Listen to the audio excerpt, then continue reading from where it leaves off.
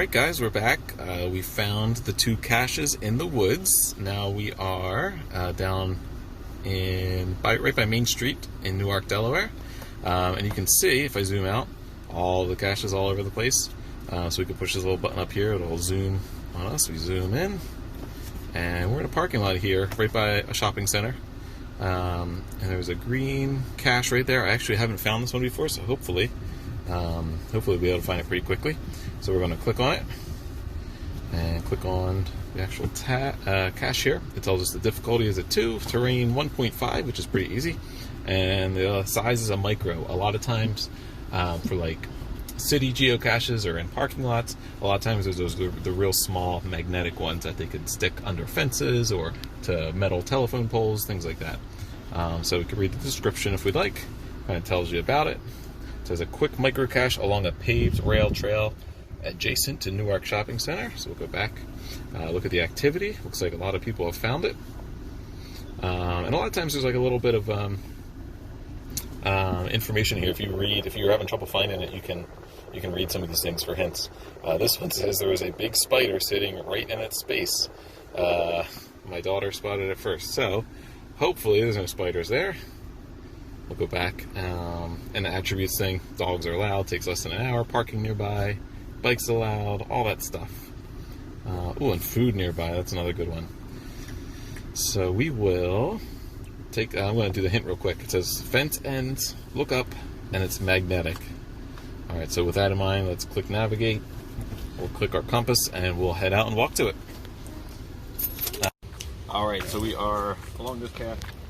I thought there'd be maybe a cut through from there to here, but we're going to walk along here and see what we can see.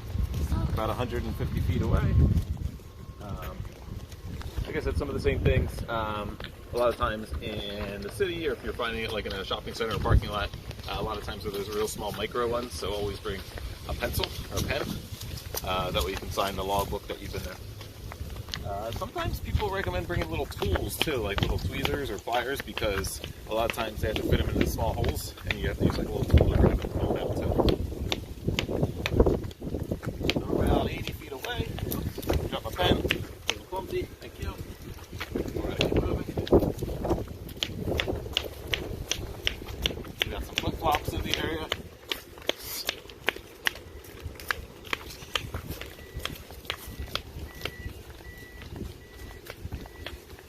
Alright, so we're going to stop it here for a second and then we'll continue.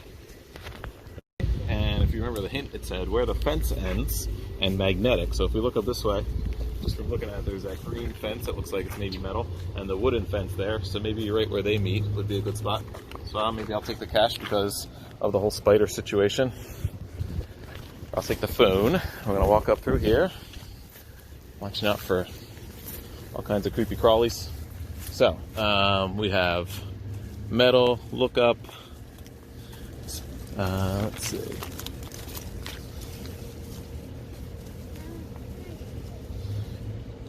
I'm gonna look up.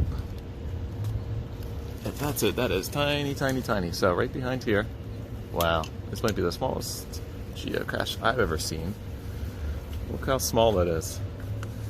So that was up. You can see right behind there. You guys see how small that one is? Alright, so I'm going to come down here and open it up. And since we haven't found this one before, I'm actually going to sign it. So you can unscrew it. And there's a little tiny piece of paper in there. That is ridiculous. A lot of times these will fill up pretty quick. So these are like anywhere. This is just a little shopping center in Newark. A lot of malls at times will have. A lot of times malls will have them in their parking lots, or let's see, a lot of times hospitals. So I know at AI DuPont Hospital where I work, they have some in their parking lot there. So if you were ever nearby any of those places, you could pull out the geocaching app and look and see what was around. So it's going to take me like 45 minutes to roll this back up and put it back in here. So I'm going to pause and I'll come back. Awesome. Alright, so we found our first geocache, which was right over here on that bridge. So we'll show you on the thing here, on the map. That was that one that we're super close to. And there's another one pretty close by that we're going to walk to next. So we're going to click on that name down there. It tells you, let's see, same thing, difficulty is a 1.5, so pretty easy. The terrain is a little more difficult this time, and the size is regular, so it's a little bit bigger size. So we'll see what that means. I just forgot to tell you, it'll tell you, you can click on activity here. It'll tell you the last time it was found and just some of the people who found it. They're all smiley faces, but it would be a question mark or a frown face if they weren't able to find it. So it's been pretty good luck. If you're looking for a geocache and the last like 5 or 6 maybe were all frowny faces, that's probably a good sign that it's either been taken or moved or not able to be found at that spot. Also, attributes you can click on. It tells you if there's pets allowed, how long it takes, if you have to park close by, if you have to be careful. So just different things in that screen there. All right, so we're going to navigate to it again. And this one's 0.1 miles away. And same thing, you can use this screen if you want. I like the compass screen. So if we start walking, so you can hold it flat like an actual compass, and it'll point you in the right direction. So we're going to follow this orange compass. You'll see what I mean. So if we turn around and go backwards, that's basically, it's telling you that the cache is behind you. So we're going to walk this way with it. It says 0.1 mile. Look out for roots. Ooh. And pretty soon it'll get to, we'll say a couple of 100 feet or so when we get a little closer. It's very muddy. I got 2 phones. Trying not to get stuck by stickers. Oh, just be careful with all that stuff. It is a little easier to find geocaches when you can see all this real thick like underbrush and prickers and all that stuff. So going in like the spring or fall or winter even is sometimes a little easier to find it. So if there's one and it says it's like that way, 20 feet, probably not a good idea to head into there and see what you can do unless you're, there's an easier way around or something. So we're going to keep walking. We got about 400 feet to go. We're following this trail. A lot of times there is a trail that goes pretty close to it. But because, like I mentioned before, they don't want people to take the geocaches, it doesn't want to be too obvious and too easy. We can go that way. Back to the right. We'll go that way, guys. Addie, this way. Go, go, go.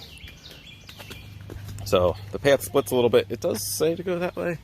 But I think this is a little easier way around, just because I know the area. You can always go one way a little bit and see what you think. So I'm going to stop it for now. We got about 400 feet to go. I'm just going to keep following this path. And when we get a little closer, I'll come right back for you guys. All right, so we're about 75 feet to go. And it's pointing us back in that direction. So we're going to head up to pretty close to where we can, makes like a right angle from the trail. So this looks like a pretty good spot. There's a opening right there, and it says it's 40 feet that way. So I'm going to hand the phone off. Right, get back a little bit. We're going to go up this way and follow the orange line. Another thing you want to be careful of is looking out for people's private property. There are some houses back in that way. You can see a fence over there. So we just want to be respectful of where people live and not get too close or go across property that isn't ours, basically. So we're going to follow it 30 feet this way. Look out for spider webs. My camera person is not very happy that I just said watch out for spider webs. So we're going to go this way a little bit, because it's about 10 feet this way. So since I know we're close, I'm just going to turn this off for now. A lot of times when you're finding caches in the woods like this, a big spot to hide them that people seem to do is putting them in like the bases of trees, like maybe where like root systems are. So this tree over here looks like a good spot. So we're going to walk around this tree and see if we see anything. Again, being careful with stuff to trip on, and just watch where we're going. Spider webs. Okay, so I'm going to take the phone because I said spider webs one too many times. I think my cameraman's all done. And we're going to look around this tree here, so more roots, more places to have one. Oh, and there it is. So, usually they'll hide it a little bit, just like that. So that's not like impossible to find. They're not going to bury it in the ground. But we're going to move some of this stuff, looking out for critters. And here we go, a Ziploc container with some things in it. Yep. Open it.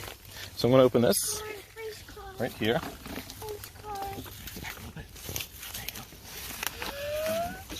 Stay back. All right. So. A clean toy. So we have, just like in the other one, so this one comes with a pen. A lot of times the bigger ones will have pens or pencils in there. Same thing, this is a log book. This looks pretty old and torn up and might even be a little wet, so I'll probably log that on the website. And then a lot of times geocaches will have these little toys. This is not a great time to start geocaching. You know, there's a lot of things that could be a little dirty. Maybe we don't want to be picking up random toys from forests, you know, during everything that's going on right now. So we're going to leave it. So we're going to close this one back up and put it back exactly where we found it. Same thing, I logged this a while ago, so I don't need to write our name on there anymore. And we'll put it back pretty much how we found it. You don't want to like hide it completely. There we go. So just kind of like stuff that the average person, if they're walking by, wouldn't be able to, couldn't tell that anything was there. But if you're looking for it, you can kind of peek around and see the edges of it. All right, so we're gonna head back and maybe we'll find one in a city in just a minute. All right, so we found that last geocache. So we're gonna go up here to where the compass is. Oops, maybe not. What am I doing? Oh, going back one more screen. And then I can click the log button. So I log it, choose the type. Where is it? Come on, center on me. There we go. Write note. And then you write a quick note about what you found. So we can write in a note there that says, box might need a little TLC, maybe a new notepad. And if we tried the pen and it didn't work, you could say, you know, bring your own pen next time, but everything looked pretty good. So we're going to exit out and you'll have another smiley face on your geocache screen. So this is, these are all the geocaches in this area. This is like even down on, this is like a main city street in Newark. So there's all kinds of them all over the place. There's like a reservoir up there. So maybe we'll find one of those in just a minute.